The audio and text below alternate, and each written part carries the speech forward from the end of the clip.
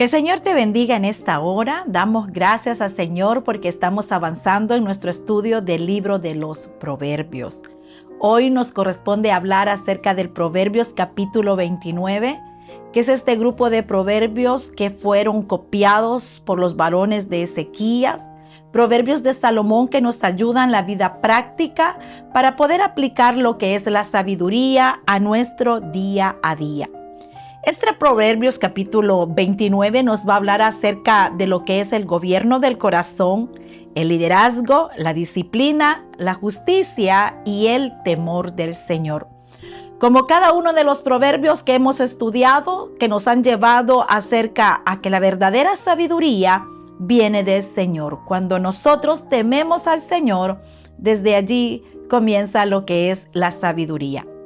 Así que hoy vamos a entrar a estos 27 versículos que nos está regalando Proverbios capítulo 29 y vamos a ir verso por verso pudiendo discernir cuál es el mensaje, cuál es el principio que el Señor nos quiere enseñar en estos 27 versos que nos está regalando este hermoso proverbio.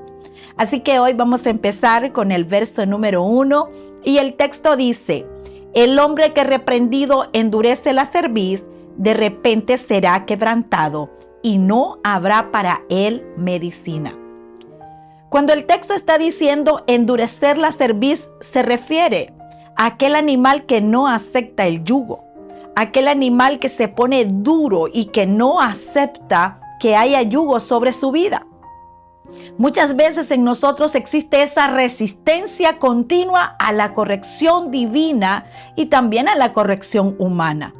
Pero cuando una persona endurece su cerviz, a pesar que se le esté dándole la corrección, dándose la palabra, Dios está trayendo corrección a su vida y no entiende, está diciendo la palabra del Señor que el juicio llega pronto. ¿Cuál es el consejo que nos da a cada uno de nosotros?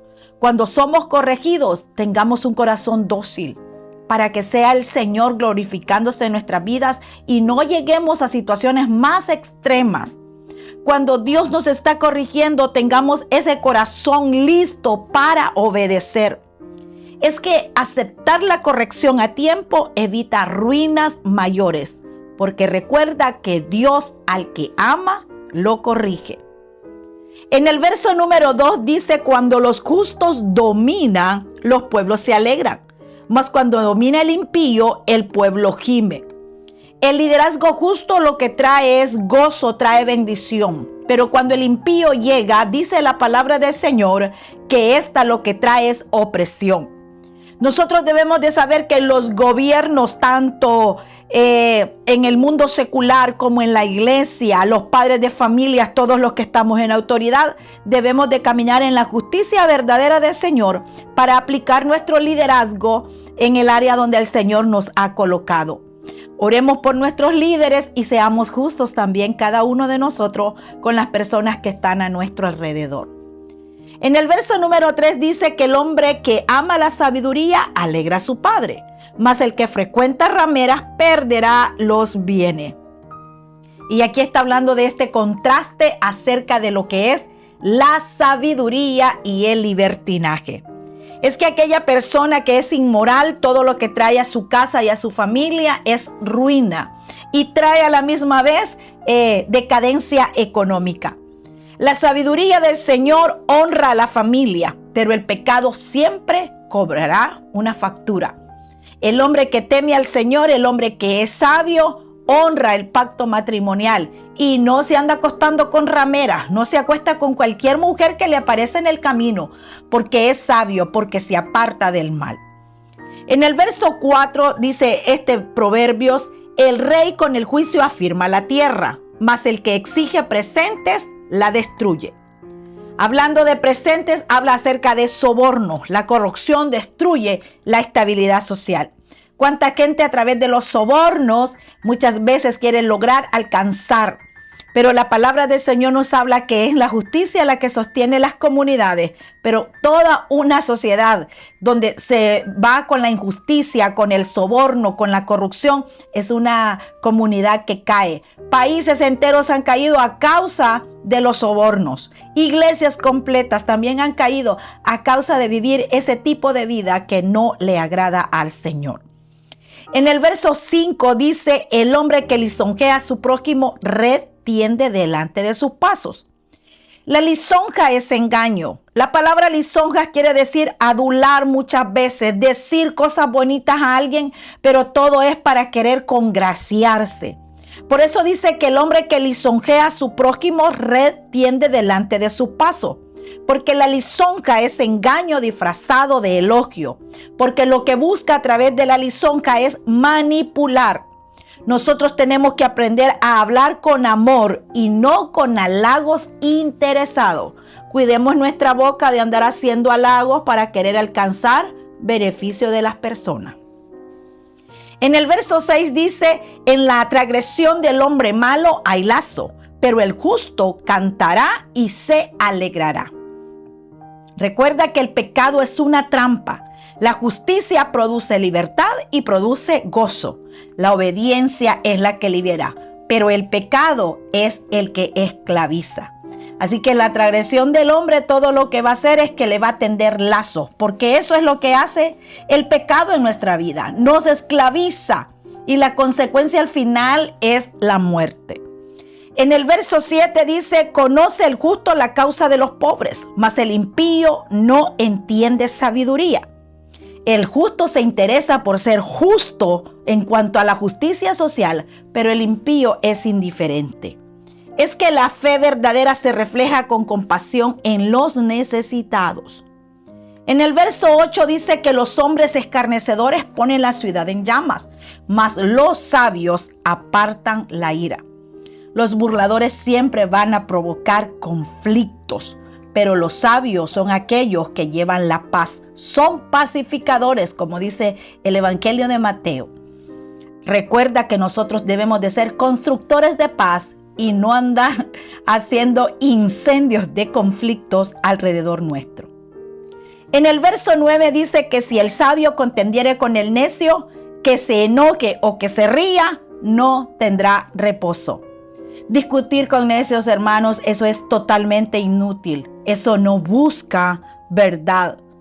Todas esas batallas, a veces nosotros descargamos nuestra energía, pero sea bueno, sea malo, siempre vas a quedar mal. Con el necio no hay que discutir, no hay que perder el tiempo, está diciendo este verso 9. En el verso 10 nos está diciendo, los hombres sanguinarios aborrecen al íntegro, mas los rectos buscan su contentamiento. Es que la integridad incomoda a los violentos. ¿Por qué? Porque el hombre sanguinario no le gusta a la gente de bien, no le gusta a la gente recta, a la gente íntegra. Pero por eso no abandones tampoco tu integridad, aunque a muchos les sea dolor de cabeza o les incomode. En el verso 11 dice que el necio da rienda suelta a su ira, mas el sabio al fin la sosiega. Eso quiere hablar sobre dominio propio, control emocional. Eso es una señal de sabiduría. Respira, cuenta hasta 10 y no dejes que tus emociones te controlen. No le des rienda suelta a esa ira, porque eso también es necedad. Aprender a dominar el carácter es parte de la madurez espiritual. En el verso 12 dice que si un gobernante atiende la palabra mentirosa, todos los servidores serán impíos. Si el liderazgo empieza a tolerar o corrige el pecado, es importante, porque si desde el líder tolera el pecado, todo el mundo va a pecar. Pero si el líder corrige el pecado desde arriba, todo entonces va a empezar a estar en orden. Así que nosotros debemos de saber que muchas veces debemos de aprender a dirigir, a dejarnos guiar por personas rectas para no seguir fallando. Porque nosotros podemos ser mucha influencia en nuestro entorno. En el verso 13 dice que el pobre y el usurero se encuentran. Jehová alumbra los ojos de ambos. Dios es soberano sobre ricos y sobre pobres. Nosotros dependemos de Él y de su gracia. Los dos se juntan, pero Dios es el que tiene control de estos dos tipos de personas.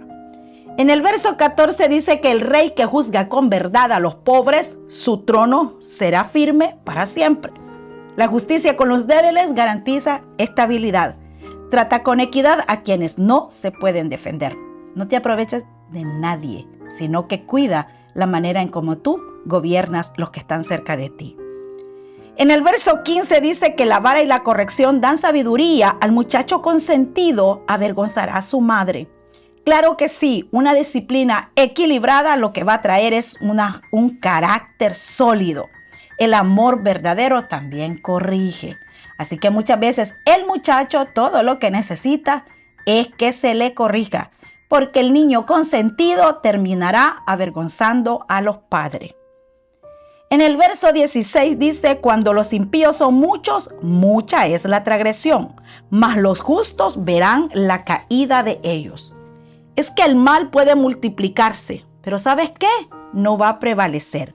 Es el bien el que prevalece, pero el mal, ese puede ser mucho, pero al final terminará desapareciendo. En el verso 17 dice la palabra del Señor, corrige a tu hijo y te dará descanso y dará alegría a tu alma. Lo que nos está diciendo es que la disciplina trae paz futura. Quizás el niño puede estar llorando, puede estar enojado contigo, pero tranquilo, no se va a morir. Corrige, ama, disciplina, pon límites y forma hijos con carácter para que luego esos hijos no te avergüencen. La corrección hoy evita el dolor de mañana. En el Proverbios capítulo 19, en el verso 18 dice, donde hay visión, el pueblo se desenfrena, mas el que guarda la ley es bienaventurado. ¿Qué es lo que está diciendo la palabra del Señor? Donde no hay visión, el pueblo se desenfrena. Visión es igual a revelación divina. Sin dirección espiritual hay caos, hay problemas. Vive guiado siempre por la palabra del Señor y no por tus impulsos. Es la palabra de Dios la que nos sostiene. Amén. Bien, pasamos a lo que es el verso 19. El siervo no se corrige con palabras porque entiende más, no hace caso. Algunos esperan acciones, no solo palabras. La corrección debe de ser sabia y debe de ser firme. Hay gente que con consejo entiende, pero hay otros que necesitan pasar por el camino para poder entender. Son las circunstancias los que hacen a esta persona muchas veces que deba de entender. Así que recuerda que el siervo no se corrige solo con palabras. A veces necesita experiencias. Y cuanto más el Señor muchas veces quiere evitarnos experiencias dolorosas, pero a causa de nuestra necedad necesitamos pasar por esos caminos. En el verso número 20 dice, ¿has visto hombre ligero en sus palabras? Más esperanza hay del necio que de él. Hablar sin pensar, hermano, eso es peligroso. Ser ligero de palabras, comprometerse a hablar rápido, sin meditar, eso es un problema. Así que recuerda, piensa antes de hablar, porque tus palabras tienen peso. Porque dice la palabra del Señor, más esperanza hay para el necio que para él. En el verso 21 dice que el siervo regalado desde la niñez, a la postre será su heredero. Es que el favoritismo crea problemas de autoridad. Deja de consentir, no deben de haber hijos consentidos, no debemos de tener preferencia los unos con los otros. En el verso 22 dice que el hombre iracundo levanta contiendas y el furioso muchas veces peca. La ira descontrolada multiplica el pecado, pero nosotros tenemos que pedirle al Señor que nos dé dominio propio. ¿Por qué? El hombre iracundo siempre anda levantando contiendas. Y el furioso muchas veces peca rápido. Así que no nos dejemos guiar por nuestras emociones. Respiremos, tranquilo, no te enojes. En el verso 24 nos está diciendo, verso 23, la soberbia del hombre lo abate, pero al humilde de espíritu sustenta la honra.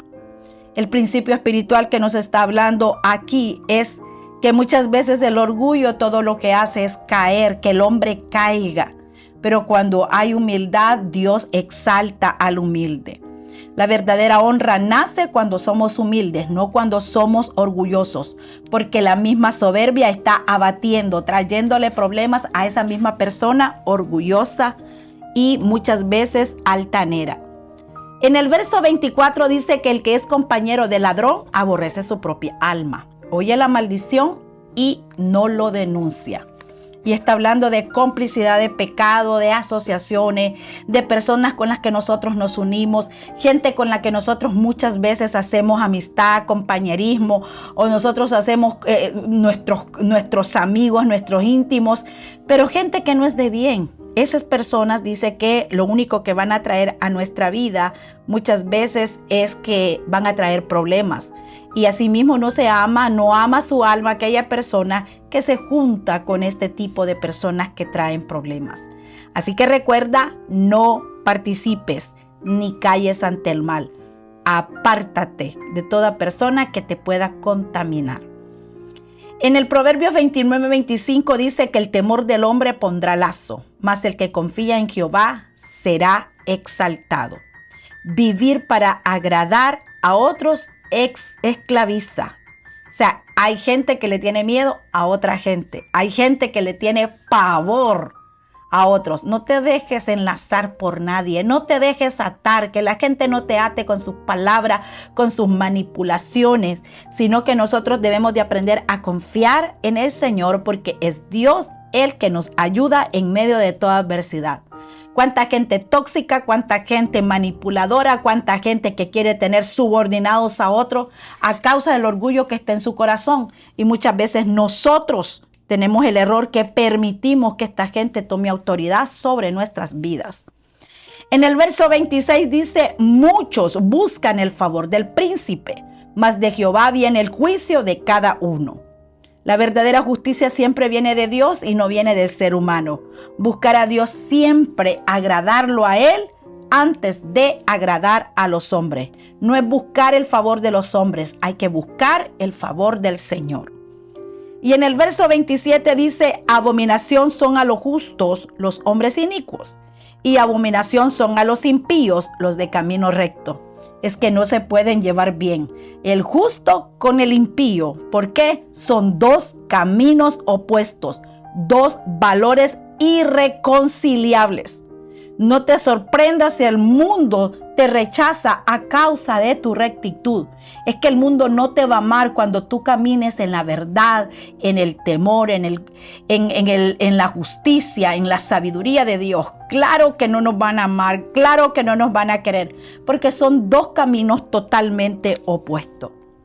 Recuerda lo que este Proverbios capítulo 29 nos está enseñando. La corrección trae vida. La justicia sostiene naciones, la humildad trae honra y el temor del Señor nos libera. Así que este Proverbios capítulo 29 nos está enseñando a vivir una vida práctica, una vida con temor al Señor y sobre todo una vida en sabiduría para nuestro Dios. Espero que haya sido de bendición esta clase. Dios te bendiga.